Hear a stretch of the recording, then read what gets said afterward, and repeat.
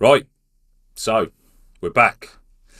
Rugby TTL podcast is back, and I couldn't be more glad to be back. And with the lineup that we got ahead, we've obviously got Buster and Kent, who haven't been able to join us tonight. Buster's not looking too great. He's feeling a little bit worse for wear with his work. Kent is, I think, on some Butlins weekend. Maybe I'm not 200% sure. It's half term. So obviously we have to put up with Adam. So Adam's here with us, which you guys probably have seen quite a bit throughout our Grassroots Rugby days, which I hope you guys are really enjoying. So as long as you can keep subscribing, liking, sharing, share the pod, share everything we're doing, it will only help grow the game. And Adam, thanks for joining us, mate. Just thanks for being part of the pod, mate, really, and everything you've done so far is really, really good, mate, and hopefully you're enjoying what you're doing and spreading the word of the Grassroots game. Yeah, loving it, mate. It's been a pleasure to be on board so far. It's been interesting to see rugby through a different lens. I'm sure it's been the same for you, but coming at it from the approach of one, from trying to grow the game, and two, trying to convey the messages of what's going on at these great clubs that we've visited and get it across in a meaningful way, in a way also that people are going to find entertaining, we hope, has been really good. It's been a bit of a learning curve, particularly going from your first one. When especially when your first one, you've got gale force winds, torrential rain. Hiding in a shipping container to make sure you don't get washed away. Absolutely. So I think I think that was you going, right, let's chuck him straight in the deep end. But no, quite literally by the sounds of it, with the weather that was out there. The deep end, that was one end of the pitch. No, it was great, to be fair. It was really good one down at Hook and Odin versus Gosport Tattoos. Everyone was brilliant, really welcoming, great club, and the pitch wasn't, despite the weather, was really good. I had a chat with the groundsman down there, so fair play to him for his hard work. But yeah, loved it, and we've kind of seen, finally had a bit of good weather this weekend, which has been nice. So the Adam curse has been lifted. I think it was actually lifted a few weeks before, wasn't it? But weren't your pod. That was. Oh yeah, no, you're right. Yeah. One pod isn't going to equal a trend, but no, it's been great. Yeah, and we've done some local bits and bobs. I know you've been, fighting a good fight over in Spain, covering a lot of games. I think you're down in Portugal as well, weren't you? And had a little trip over to Guernsey too, didn't we? We did, mate. Yeah, I really enjoyed that. Guernsey was a good run ashore. Nice to get a double header in there. Obviously, we finally got our first women's game out of the way. So obviously, you were down at Havant the other day. How did that go, mate? How was it nice to sort of break into women's rugby? Yeah, it's brilliant. I mean, look, women's rugby is something that we follow anyway. Obviously, I know you're quite fond of our Red Roses. I am too. We speak about the women's game quite a lot and the players that we watch. So it was good to actually go and cover a game, and I'd really hope that we're going to be able to do more of that, because the message was quite clear from the people I spoke to down there, Tash and Matt from Havant and Kat from Hackney, that they want to grow this game. From obviously the women's game, it's a great product. We're seeing that week in, week out with the women's Prem. We're seeing it with the women's Six Nations. The Red Rose is leading the charge in that. So it's something that, it was really good. It was good to see the slightly different perspectives that they come up with, the different challenges that they face. See what they're doing to tackle it, and really, really good bunch down at Havant, and the ones on the ladies and gents, really nice bunch of people too. Obviously passionate about what they do and growing the game, so it's a real privilege. How did it feel being outgunned by a World Cup winner? Well, I think the fact that she's got a World Cup, you got out-angled, mate. You really picked the wrong angle there, mate. Because I don't even think it was about angles. I think I could have been stood a foot closer to the camera, and Cat's guns would have made mine look puny. No, she is like thoroughbred athlete, just absolutely shredded, muscle upon muscle. Yeah, fair play to her. But yeah, I mean, you know, you don't win World Cups not putting in the effort, do you, out on the training field week in, week out. And it's good to see that she's kind of carried that on, into retirement from playing. Would you So yeah, notice that she was a World Cup winner if you didn't know that before you sort of chatted to her? Was she just well, really down to earth when you were saying? oh, she was, yeah, brilliant, really nice. So friendly, kind of, and even down to the point where, I was saying, I mean, perhaps a bit of lack of professionalism on my part. I was saying before, I was having nightmares the night before that none of my kit was working because it was a new phone, a new setup, and I started panicking. She was like, "Well, I tell you what, if it's no good, come and find me and we'll do it again later." What an absolute gem. And she, we spoke about what she's doing now, which is great.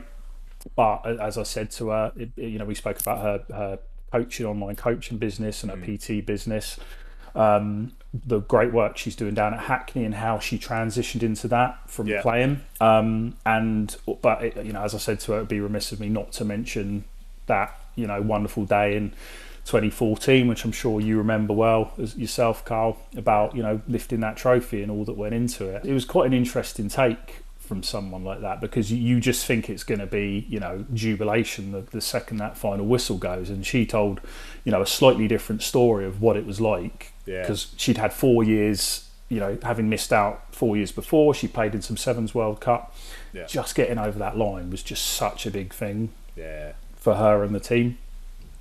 And now we're obviously in World Cup year as well, so the World Cup is in England this time round, and what an event and what a spectacle it's going to be for women's rugby. So obviously I managed to catch up with the likes of Bimba and Claudia Pena and Larissa from Brazil as well. So the Spain and Brazil have both qualified for the World Cup this time round, and what an event it's going to be. What a place to be able to put it on, and hopefully the Red Roses can finally get that back over the line again.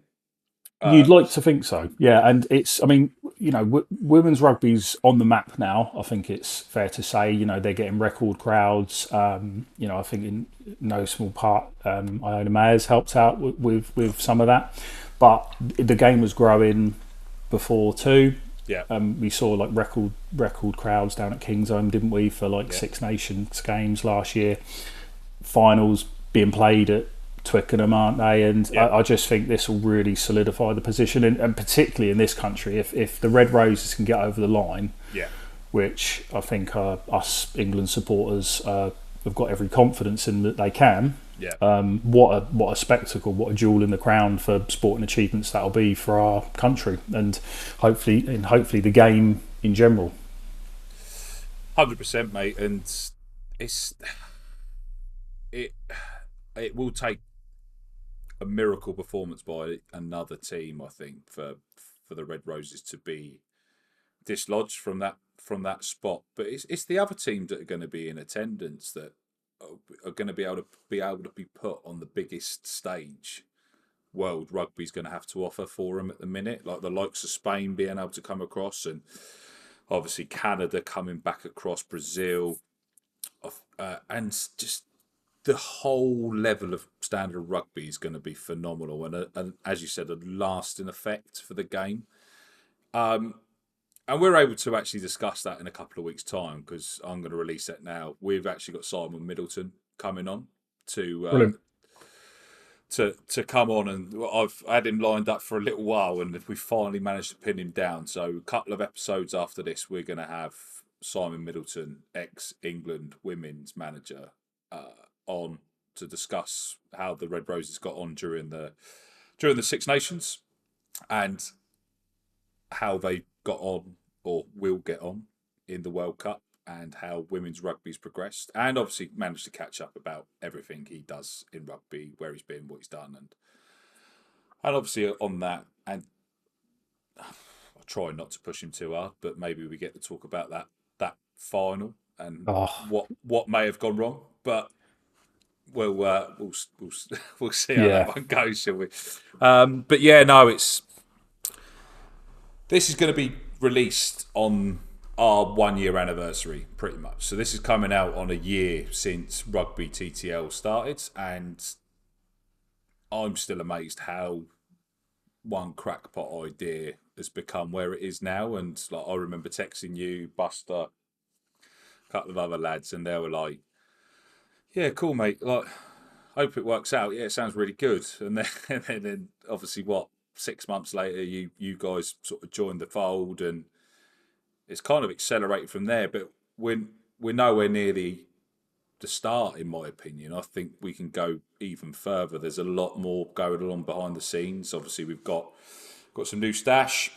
We just done the Your Club stash piece as well. Obviously, where we've managed to finally get our new kit decided that we wanna roll out, which obviously we've discussed briefly, but I want to try and bring it out as part of the Rugby TTL to support players that haven't got a club yet but want to have a kit to go and train in, etc., etc. So that's kind of where the idea come from, and I know you had a big affiliation to sort of Kick Six, was it the quarters and stuff like that? And obviously you loved the banded one, which was very Bristol Bears, didn't you? Yeah, But I was showing my bias there, but I think us middle-aged lads, as Buster's pointing out, horizontal stripes aren't particularly forgiving. If you built like Cap Merchant, you can get away with horizontal stripes,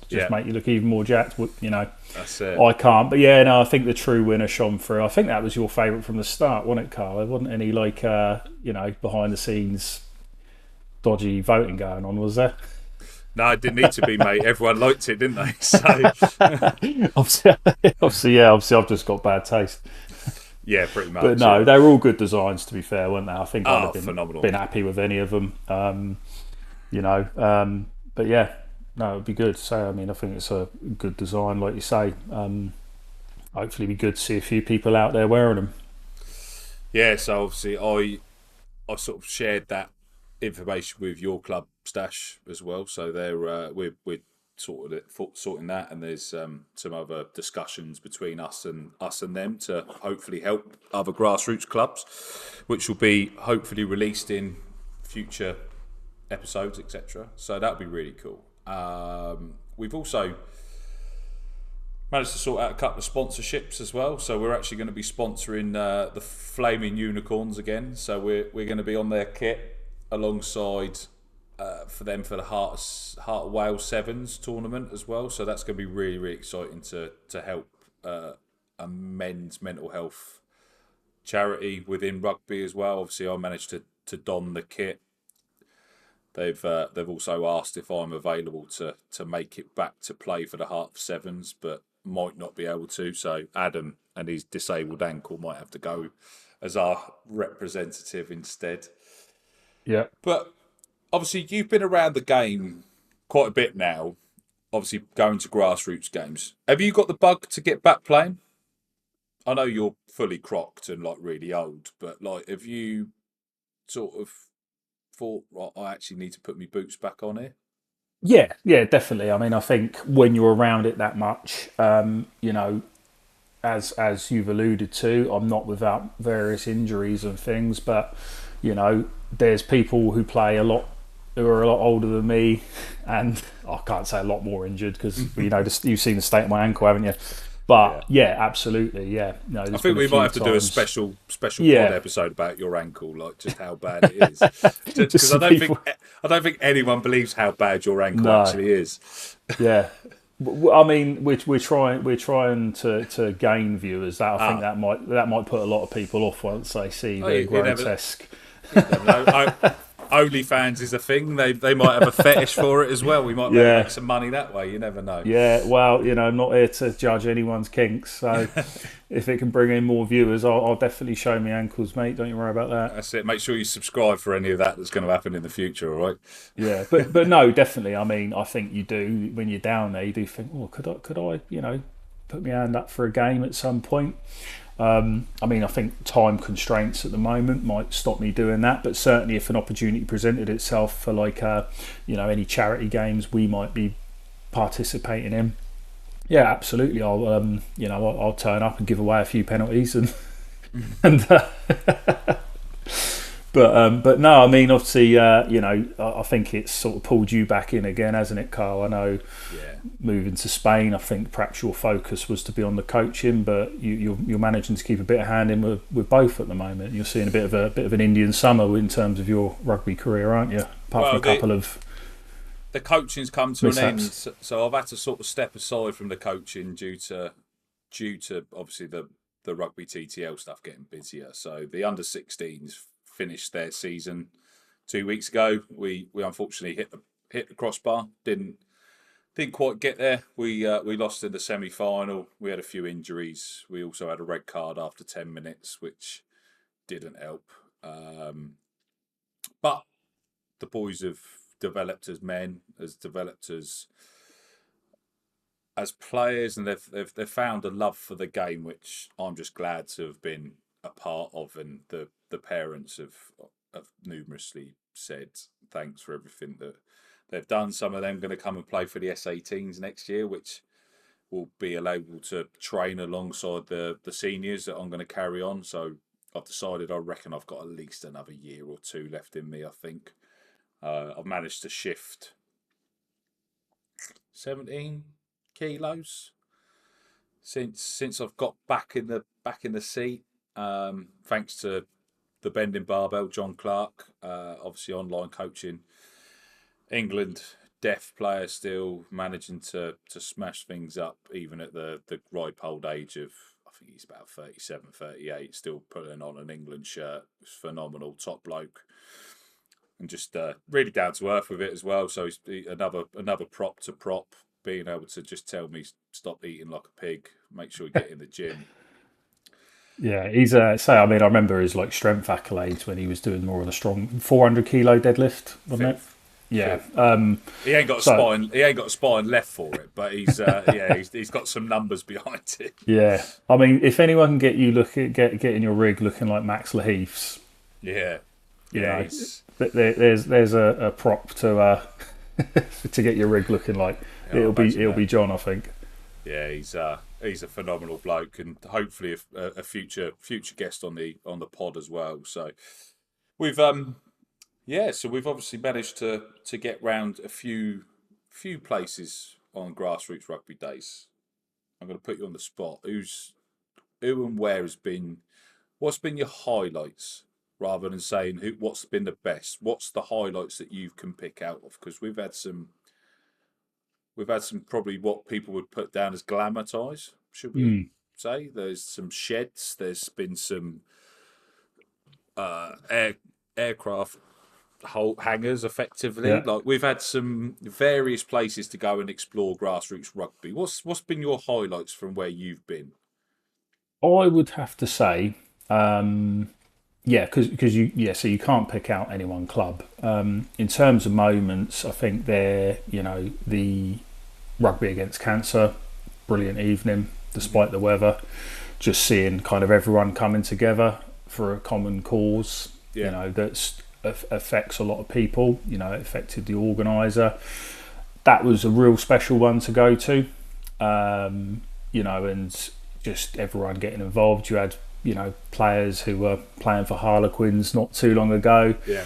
You had players who had no cartilage left in their knees. You had blokes in their 50s, and everything in between. So that was a real special evening. You could probably argue that's more a bit of a glamour tie, because obviously you've got some of those, star-studded names in there. Yeah. Petersfield, great day, just brilliant facilities. Really good to chat to everyone down there when they face Chichester. I think for me though, I'd have to say the first one, just how it really epitomised everything about the grassroots game for me. To put my head above the parapet. This is a club who don't have a clubhouse at the moment. It's being built. They had their little like plasterer's table with selling cans of beer and things like that. There was no bar. The weather was chucking it down. and we're doing interviews in a storage shed. And I think obviously it being the first one was, nerve-wracking, exhilarating. But I think in terms of just painting the picture of what it's like at that grassroots level and getting the word out there, and all the different I spoke to the groundskeeper as well. That was a really, really good one, and will always hold good memories for that reason. If you're gonna start off on one, I think that was a really great one to start. And obviously we joke because you were over in the sun at the time, and where I was, it was raining sideways, and the tripod kept falling over too. Yeah. So at one point I was having to hold the camera out shivering, and we even lost some of the footage. So it seems like a strange one to pick as a real special standout. But yeah, that just straight in the deep end. I think I was actually at the Spain-Fiji game. I think you were. I think I was up in Valladolid watching Spain-Fiji, and you were at Hook and Odium. in torrential storm weather. Yeah. But yeah, I mean, I suppose, to put you on the spot, what would you say has been yours since you've been doing it? Oh, wow. Obviously, Petersfield were always more than welcoming. Millbrook was a really good one to get across to. Obviously, managed to pull on my boots, which was unplanned, but I'd actually left my boots in there just in case they needed an extra player. So I managed to play for the Flaming Unicorns, which was really, really good fun. I got a special place as well for Newbury. Everything they'd done to sort of potentially trigger my idea as well, alongside a couple of others, about the grassroots days of going out to watching clubs and being able to share that message. And they did a couple of games up there, and they're brilliant. I'm really, really glad they avoided relegation as well, because they obviously, it went down to the last game of the season in Regional 2, so I'm really, really glad they avoided it, and I'm hoping we can get back up there in the new season as well, and see where they're going to put that club back where it was as well, because they're unreal up there. They've got a really good women's side as well, so it'd be good to add that to the list of places we'd go. Obviously Guernsey, double header. I've never been to Guernsey, so it was nice to get that tagged onto the list, and being able to watch a Nat 2 game as well as obviously a Counties 1 game. They were more than welcoming over at Guernsey, and we had a good little tour there, mate. That was good fun. Obviously went over to Sandown. Sandown was I've never played there, but I have been there as a under-16s coach when I was at Gosport, and yeah, obviously I feel like I was the curse. I was like the end of the Gosport promotion charge. I know they'd slipped up, but fuck me, they blew up after that. So maybe I'm never allowed back at Gosport. That's, you got too many mates there, haven't you? Now, it's impossible to pick one. Like, even it's like Chinham, brilliant. Oh, what a club! So welcoming, and like one of the funniest moments I think that pushed my level of professionalism to its limits was one of the post-match games, and we were right near like the balcony bit where people were drinking. Oh yeah. Doing an interview, and he was getting, mercilessly roasted, heckled, and which is what you expect. Look, I mean, it's grassroots rugby. It'd be weird if something that wasn't going on, but stood there trying not to laugh during the interview was definitely a challenge. Well, you messaged me afterwards as like, you might have to edit some of this out. I can't, and also it's rugby. Like, if he's being called a nonce and everything like that, that's his problem with his mates. Like, we've all been amongst what rugby lads will do, and that is rugby, and that's where we are, and that's how the game is. But obviously for next season, obviously we want to try and get some sevens stuff in, I believe, in the summer, if you agree as well. Like, it'd be nice to get some more women's games. I think the sevens season is going to be really good. I think we might miss the boat on some of the cup games because of half terms, etc., etc. But I think the cup games, the sevens is a big opportunity. The women's games, and looking into next season, I'd love to be able to myself maybe get a little bit further afield. Desperate to get down to Bristol, as we've mentioned, down to Thornbury. Where I used to live. That'd be a great opportunity. But just start pushing out a little bit further. Revisit some of the clubs we've been to, maybe cover some of the games that the teams that were the away team last time. Let's get down there and see what they're about.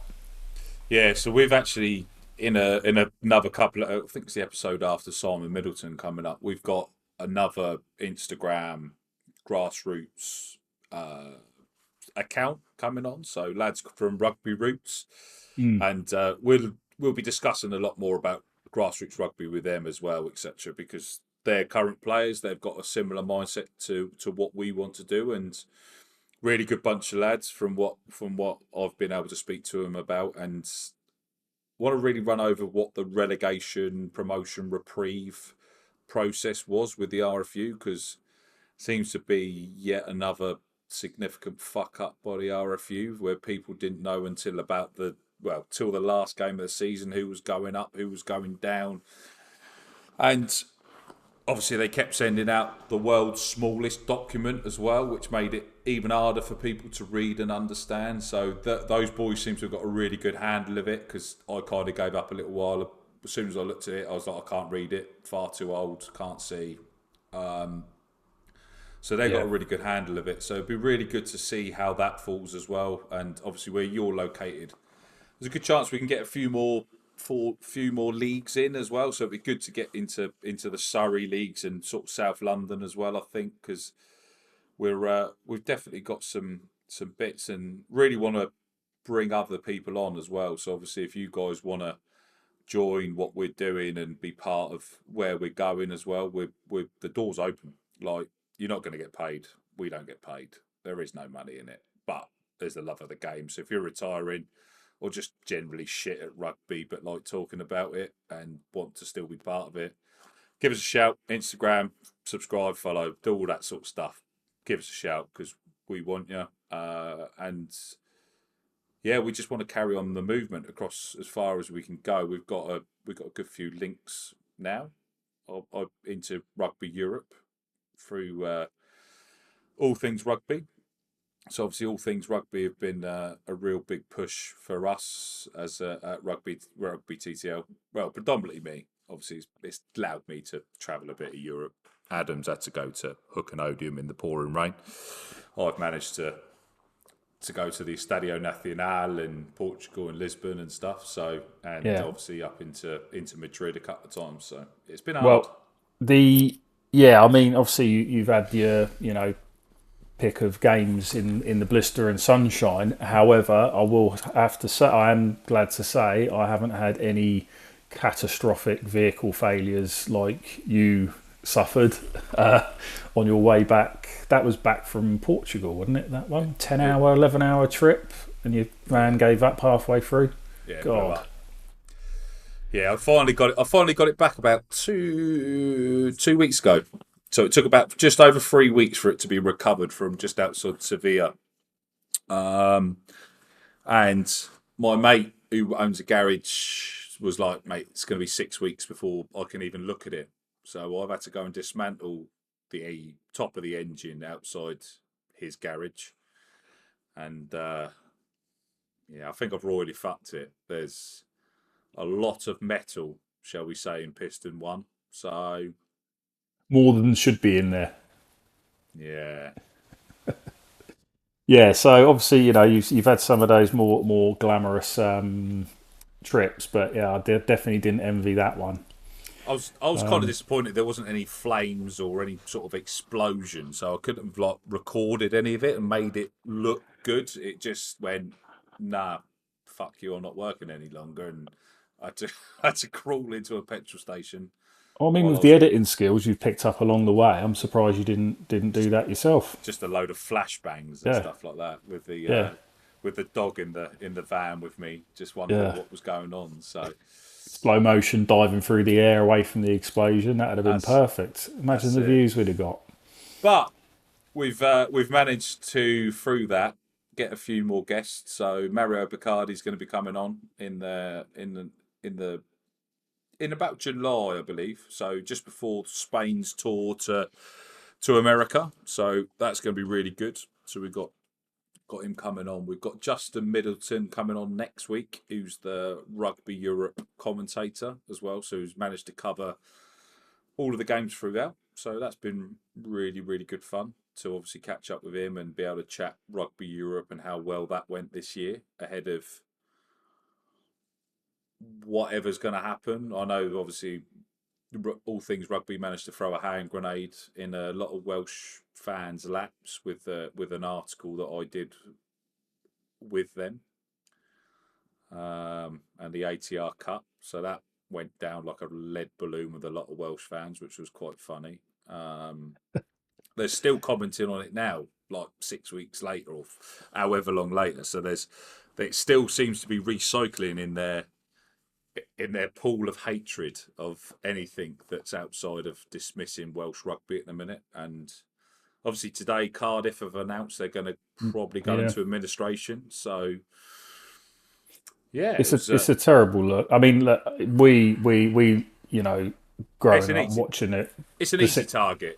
Obviously, being English, it's an easy target picking on the Welsh, and they're saying, "Oh, you've all waited for it." Yes, we have. Like, we have waited for all of those years that you've done pretty well, and now we've waited for it, and we're taking full advantage of it. And I'm 100% sure the Welsh would be doing exactly the same to any English cohort that would have gone seriously wrong as well. So it's easy to call pot kettle black, but when it's on the other foot, it's not so pretty. But it'd be horrendous to see Cardiff go. And I was catching up with somebody earlier, Hugh Griffin, who had done the episode about Spanish rugby the other week. Obviously, being a proud Welshman that he is, as soon as it came out, I dropped him a voice note, and he goes, "Cardiff rugby will not be allowed to go bust. They're going to sacrifice one of the other regions, probably to make sure that there is not a lack of rugby in the Welsh capital." Yeah. What's your thoughts on that? Yeah, I mean, look, banter aside, love it when England beat Wales. Having worked in Cardiff for a time, more than a beating. That was more than a beating. But as much as we love that, you want when you beat them, you want it to be a level playing field. We all go for our peaks and troughs in terms of performances. They've got a good few Grand Slams to their name over the last 20 years. But yeah, when you see Cardiff, the heart of rugby, not in terms, obviously not from a grassroots perspective, but in terms of the pinnacle, you've got the Millennium or Principality Stadium there. To see a club that's so close to it in such peril boggles the mind. I think if someone had said this to you 10 years ago, some people knew there were issues at play. Don't think I was one of those people. You'd have been shocked at the current state of how things are now. You had players threatening to go on strike 2 years ago, 3 years ago maybe. These are blokes who've grown up, whether you agree with it or disagree with it, these are blokes who've grown up, rugby's in their veins, they probably grew up wanting to represent their country. Hearing that national anthem the first time they take the field at the Principality is what they dreamed of. So for them to be in a state when they're threatening to go on strike, and I think it was even before an England game, wasn't it? It was before an England game, yeah. Tells you a lot, doesn't it? So, love to beat them, but hate to see the current state of affairs is perhaps the only way I could summarise it. World rugby needs Welsh rugby. And I'll put my hands up and say that it is needed, and you need a competitive Wales to make it where it is because of how long they've been embedded within the game. And I really feel sorry for Jack Morgan, potentially. In their current state, is he going to become another Sergio Parise? Yeah. Does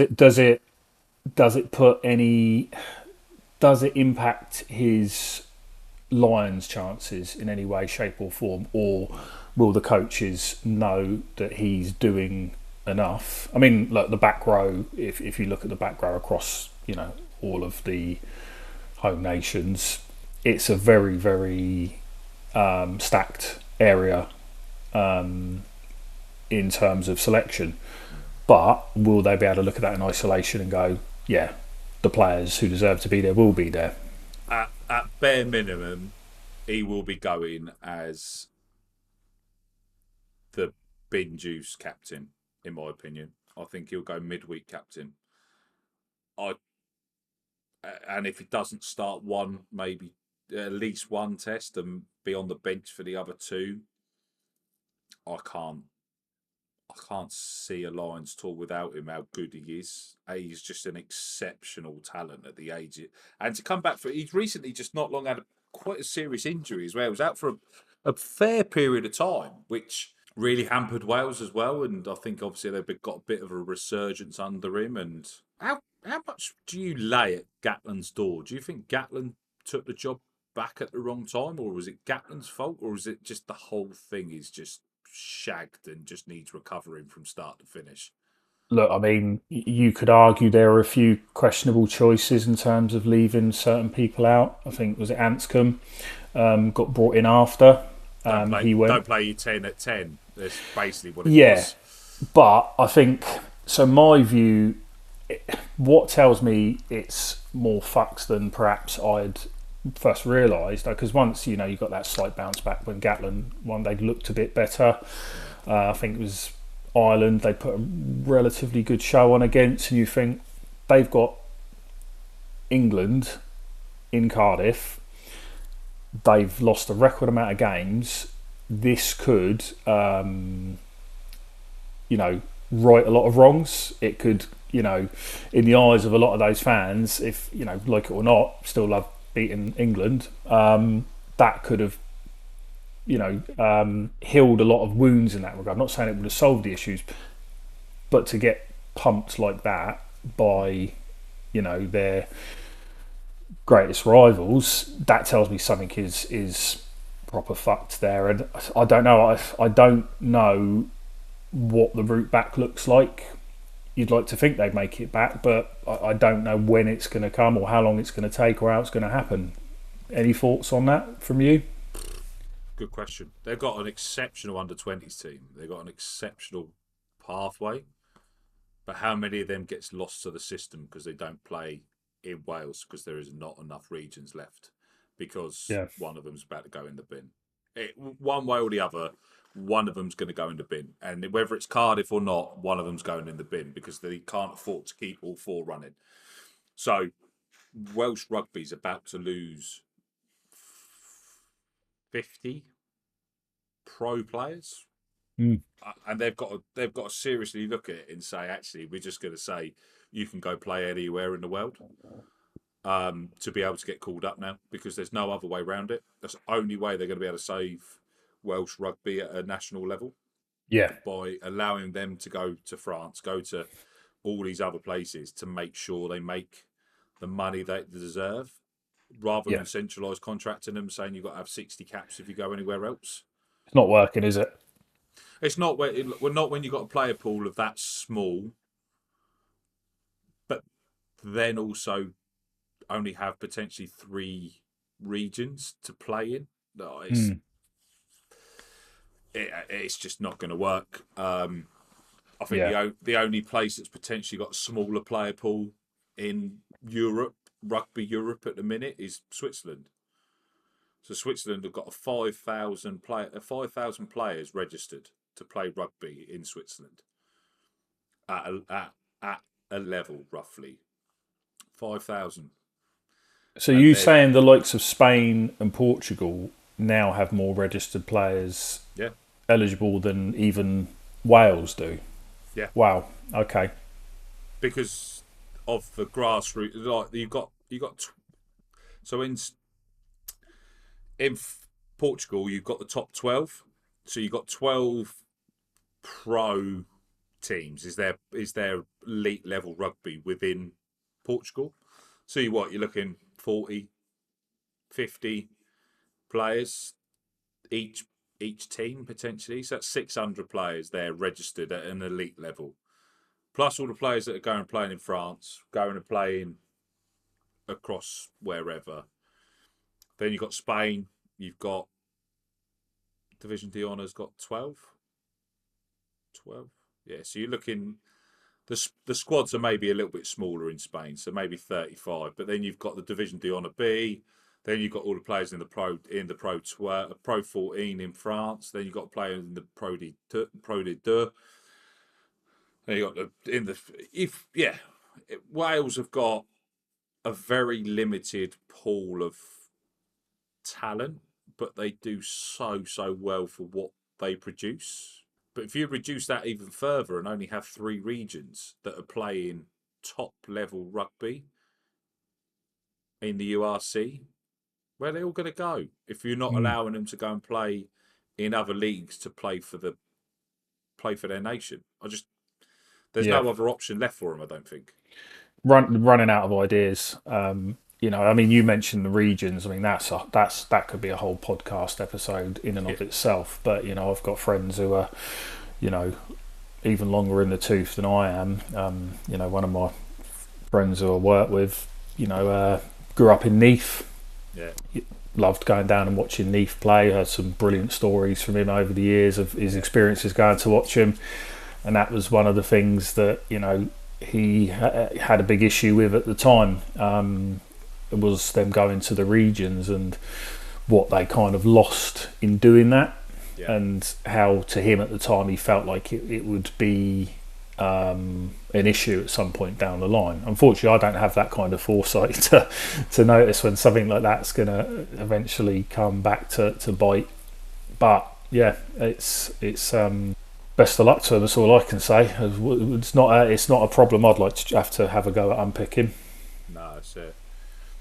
Obviously, Rugby Europe, I know we've lightly touched on it as well, but Spain 2035 World Cup bid.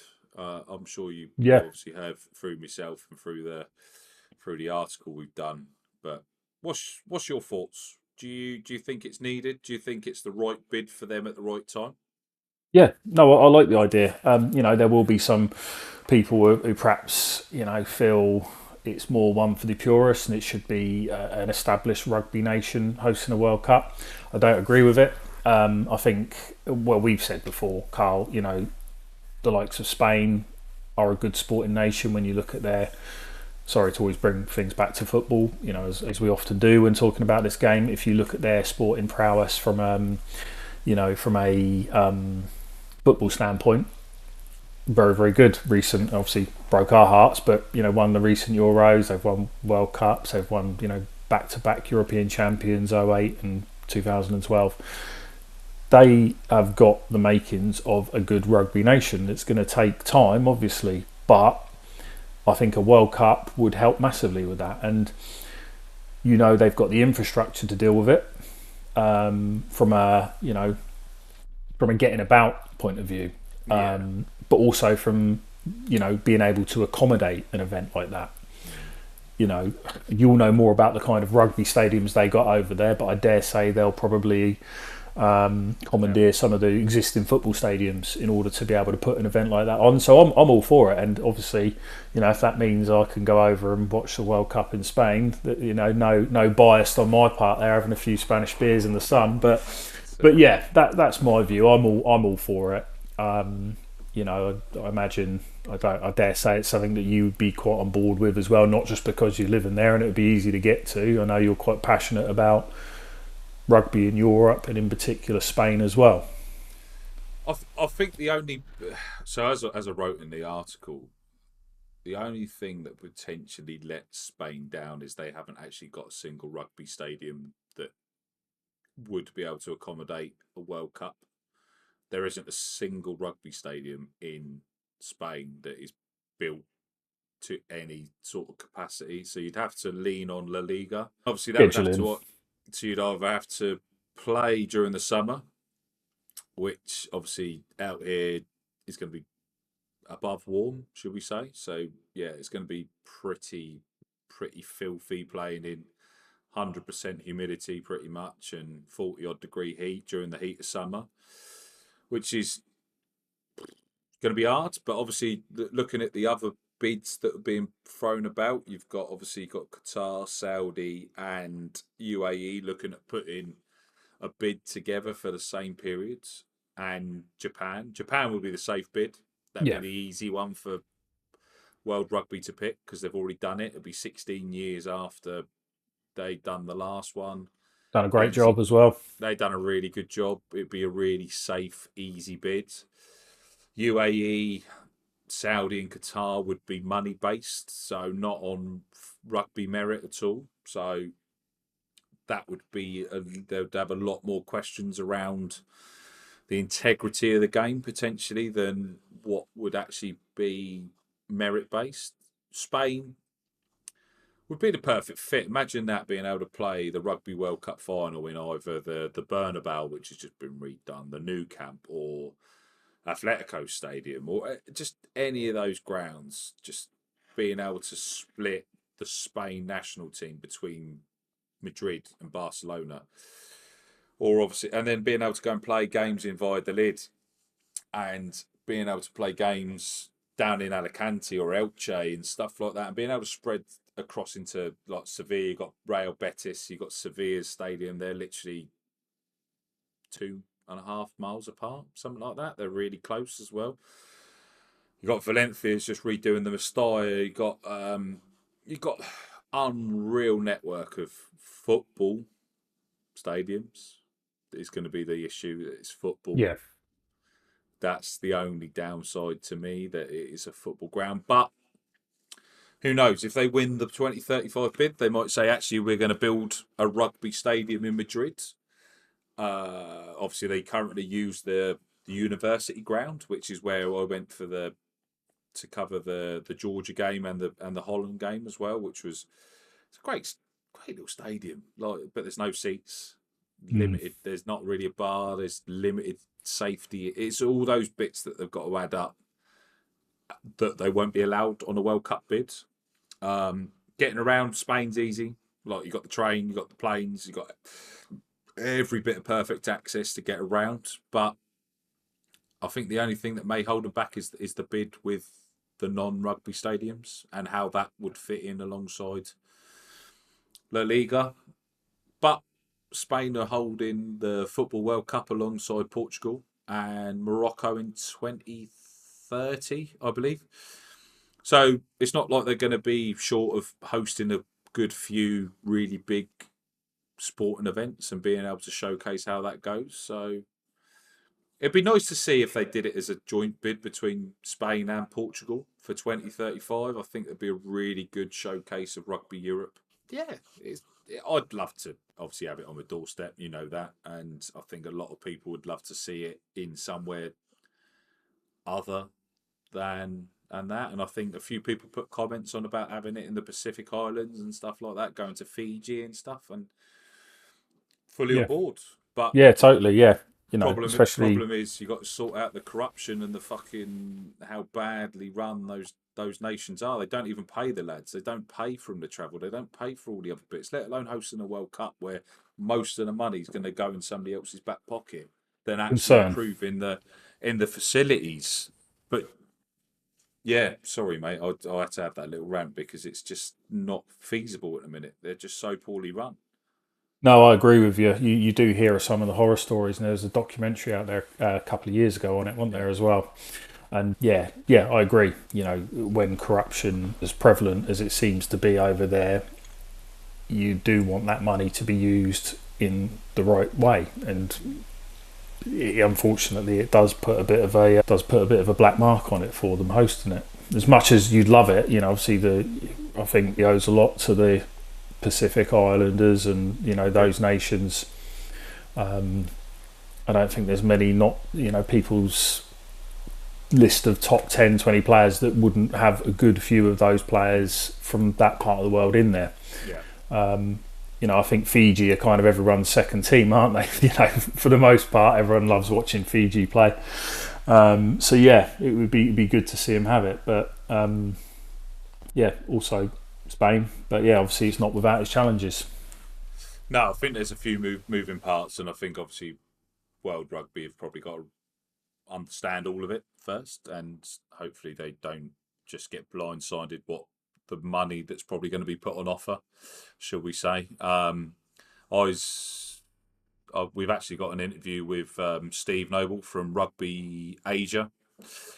He's coming on in a good few episodes' time, so we've got a little while yet. But he's covering a bit of the Asia World Cup qualification period as well. So we managed to catch up with him after that, which we'll see how that ties into Belgium, obviously managing to qualify through the fifth spot in the REC. I'll be able to give us a really good opinion on how those nations will be able to compete against the likes of Belgium and stuff going into the November qualifiers as well. So that's going to be really good fun to understand how that goes. But yeah, so obviously adds Rugby TTL, mate. What's your plans? What do you want? Where do you want us to be? Where do you want us to go? I know we've got some big plans and we discuss a lot of stuff, and obviously we want to try and stick to our roots about grassroots, and obviously with the Rugby Europe stuff. But I know you've got a real passion around Bristol as well, and obviously what's your opinion of their season? How do you think that's going? Do you want to share that with more often as well? I don't know if that's something that people would like to hear, like an unbiased opinion. Yeah, I mean, I definitely don't know if I can share an unbiased opinion when it comes to Bristol, as you know. But yeah, absolutely. I mean, would love to be able to do a bit more reporting and putting my thoughts and feelings across on different levels of games too. You know, the ones that I watch. I spend a lot of time watching rugby, so it'd be a shame not to perhaps put some of that to use in what we do here in the podcast. I think ultimately, you know, this is more pie in the sky, pipe dream stuff. I think what would one day be the goal. I mean, our purpose is to shine a light on grassroots rugby, isn't it? And it would be nice to get it to a position where, you know, you're not having to focus on so much of the issues that people are facing. Hopefully get to a point maybe where a lot of these challenges that people are facing are resolved. Yeah.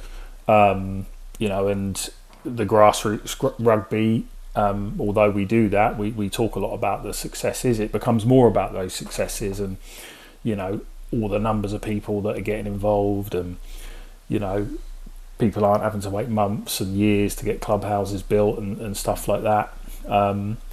But yeah, you know, definitely want to get down to cover some games, you know, further afield. Hopefully my schedule next season will allow me to do a bit more of that, and I can start getting in the party bus and driving a little bit further with my little bag of tricks and conducting some interviews here, there and everywhere, I'd hope. You managed to get along to a Bristol Bears Harlequins youth game, didn't you? Yeah. Obviously, managed to not get any content due to what it was and who it was and where it was, etc. But how, like we discussed it afterwards. What is the level of those players that are in that pathway? Because like we know that we discuss about how do people get into that pathway, but how good are they? Yeah, very good. I mean, I was fortunate. So I mean, I was fortunate. So I got to give a shout out to my friend Ben, who is a ref here in Surrey, and he got the opportunity to be one of the officials at the game. So mentioned to me, knowing that I'm, you know, a Bristol Bears supporter, so down I went in my jersey. But I did bring my kit with me on the off chance I might be able to speak to someone. I thought you meant you brought your boots. I was like, they're not that desperate. Yeah, he said they said under 16s. I thought they said over 60s. No. So yeah, they. You know, funny enough, I was chatting to a few of the dads there who were down there watching their boys, the Bristol lads, playing, and we were just talking about the difference between these 16-year-old lads now compared to what we were like. You know, huge difference. They, you know, I'm not saying people weren't dedicated before, they obviously were, but these lads live in the gym. Yeah. They're not trying to go and, you know, perhaps the likes of you and me, Carl, might have been drinking White Lightning in a park somewhere when we shouldn't have been. at an impressionable age, these lads aren't about that life at all. They're less worried about, trying to get their oldest looking mate to go buying beer, fags. They live in the gym, take their supplements, and yeah, they were good. The speed of it, that's what I couldn't believe. Just the speed of the game. And yeah, it didn't look like you were watching lads of that age playing. They could have been 20 years old. Really? Yeah, I think we've seen some of that in the the under-20s game as well. When you look at the quality we're getting there now. Well, look at Henry Pollock. He ain't too bad, is it? He's not. He's just above average, isn't he? I reckon. He's pulling up trees, isn't he? And he's what is he, 20? Going on the Lions tour, do you reckon? I don't know. I think where he plays, I just wonder if there's too much else in terms of competition. Is he going to go as a bag carrier? Is he going to go there and just get the experience? Like Buster loves the development squad, the players that are around the bit. Do you reckon he's worth going there as part of that? I mean, I don't know if he was in any other. I mean, yeah, I'll rate him highly. I mean, he was under 20 World Cup winner last year, wasn't he? Didn't do too bad. Two tries against Wales. Yeah, 2 tries against Wales. He's been doing absolute bits, hasn't he? Whether he'll be ready for a Lions call up now. Directly goes midweek, goes and plays along the other side to Jack Morgan in the midweek team. Yeah. I mean, absolutely. I just think if it was any other position, well, then again, not even any other that back row though. If you look at the back row across Ireland, Scotland, England. Look, the Curry twins. Ben Earl. No, who? Caelan Doris. Doris. Who's your Lions captain? Bloody hell, that's a good question. I haven't really thought of it. Before the end of the Six Nations, I was adamant it was Caelan Doris. Yeah. But I've got an inkling that it's going to be Itoje. I think Itoje turned into a completely different animal. I don't rate him as highly as many do. No. But I've got a feeling he's turned a corner. I think, yeah, he has in terms of captaincy. I think he got away with one against Scotland, didn't he? with that turnover. Not quite as much of a penalty machine as he has been previously. As soon as you're not allowed to kick in a ruck, that fucks Itoje.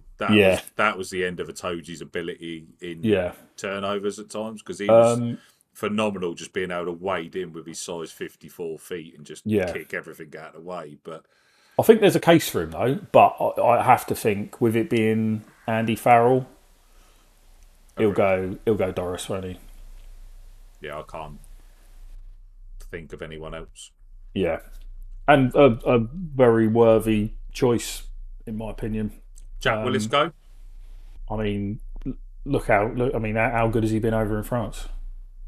Oh, hang on, have I got the wrong? My Willis is around the wrong way. No, Tom Willis. Yeah, no, it is, isn't it? Yeah. But it's Jack Willis. Does he go? Like, because he hasn't played, does he go? Does Courtney Laws in the conversation? Do you see Owen Farrell on the bench? Do you see him on the bus? That's a funny one, isn't it, with it being his dad as well? No, I don't know about Laws because he's playing in the D2 and I don't know. I mean, I rate him highly, but I think at his age and the fact that he's playing in the second tier, I think that might make their decision easier not to include him. Jack Willis then. Yeah, I've got one for you then. Who's starting at fly half? I don't think you can look past Finn Russell. Yeah. That's it for me. I mean, I know he had a shocker with the boot, didn't he? But I think if you got to take 4 fly halves effectively, and I think it's going to be Finn that starts. Finn Smith will be the backup for I think in that. Then have you'll have Sam Prendergast and Marcus Smith. You think Pendergast over Crowley? Yeah, Yeah. Crowley's dropped off. I think he's an exceptional 10, but I think he's off to France. He looked really struggle in the last game as well. He really struggled in that last game for Ireland when he had the opportunity to step up against Italy and just couldn't lead the team in the way that he used to be able to. I think there was a big question mark around him leading into it, and Prendergast, he's just raw. He's a liability, but he's also exceptionally talented at the same time, and I think that just comes with game time. It's no different to what Marcus Smith was as / is. Like, I don't know why we keep wasting him at fullback, but if we don't think he's the best 10 in England, why do you put him at fullback just to think he's going to make something there? Yeah. If you're going to back Finn Smith, you back Finn Smith, and then you obviously have to use Marcus Smith as that impact player. I think Marcus Smith potentially lost a lot of credit from the Netflix documentary. Yeah, it didn't paint him in the best light, did it? I mean, I'm sure he's a very nice lad, but maybe the Range Rover and might have been a bit G-Wagon, and that might have G-Wagon, been a bit. yeah. Might have been a bit of a misguided option. Like, I'm fully on board for rugby players having a brand, and I think that's the only way the game moves forward. And as I've previously said, like we've discussed, the game needs players to have shirt numbers. Like, I think that's the only way that people can attach themselves to players and create a brand. But I don't think that was the best way he could have created a brand. No, you say it was quite uncomfortable viewing, and not because he came across as arrogant or anything like that. I suppose, it's just. It was potentially misguided. I don't think it looked. It didn't put him in the best of light. But I don't. That's no reflection on his ability. No. I don't know. I don't know if he's the best 10. I think he's an exceptional rugby player, but I don't know.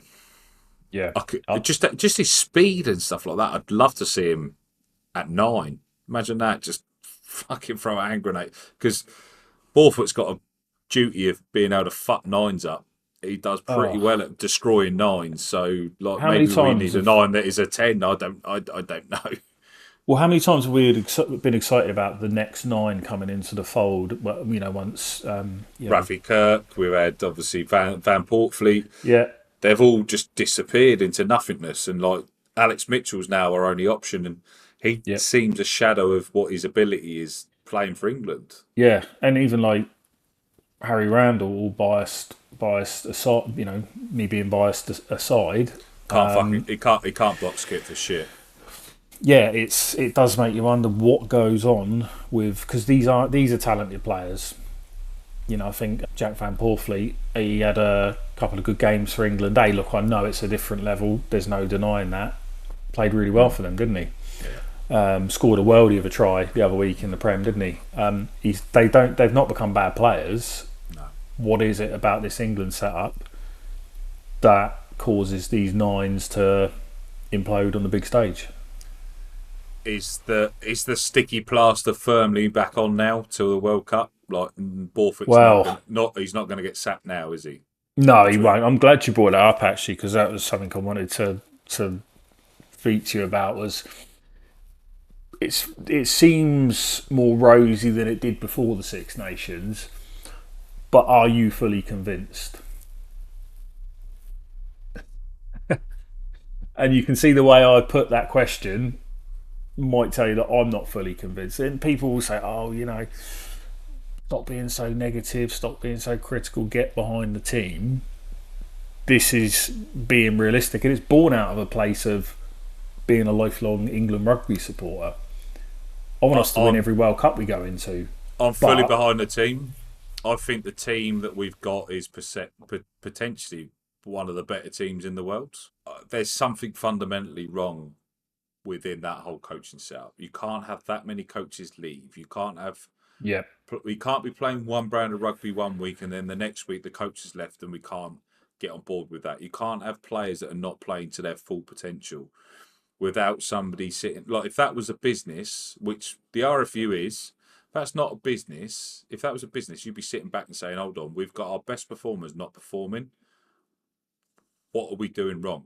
And your L&D would be getting fucking raped to make sure that they get the best out of those players.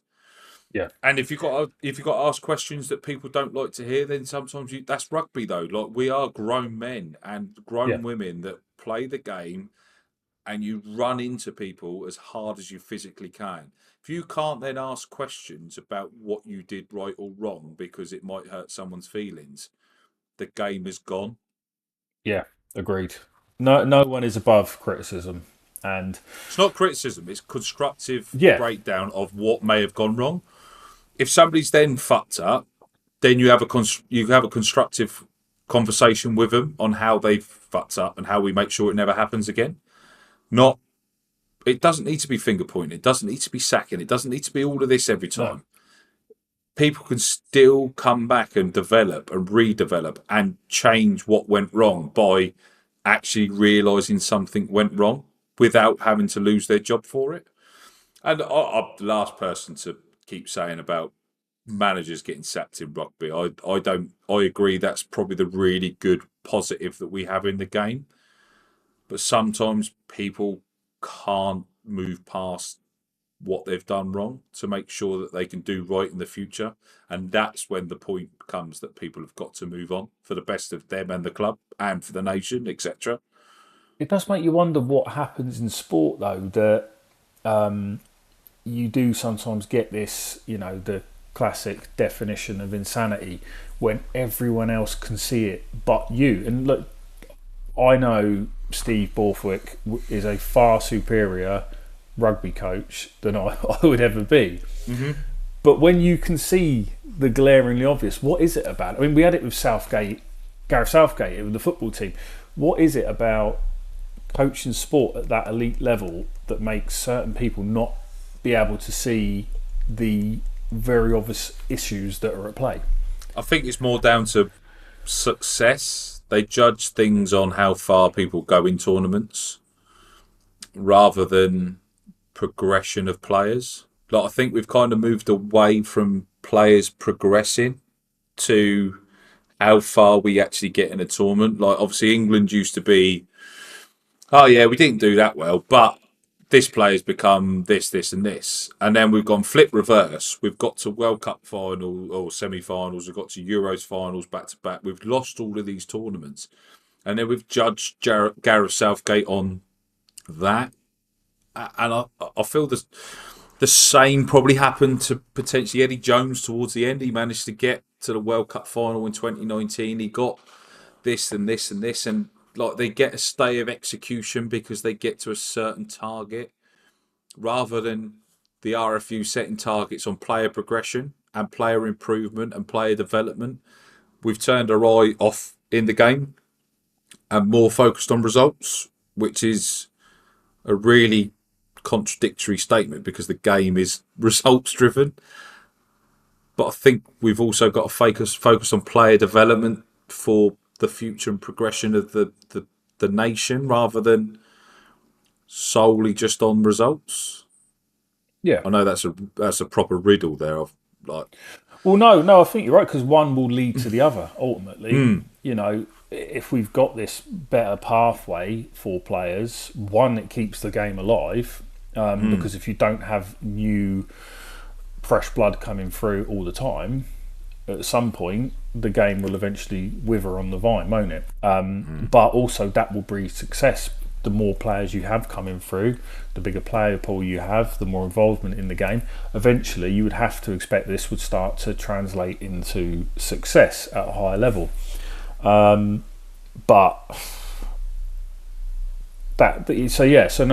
don't think it's as much of a riddle as perhaps you first thought. But I think the big one that I suppose the big shock for me recently, while we're on the subject of all things England, was the vote of confidence for Sweeney, because I was pretty convinced it was going to go the other way from things that, articles that I'd read, and lots of people coming forth with votes of no confidence. It wasn't what I was expecting, but we've got him. He's not going anywhere.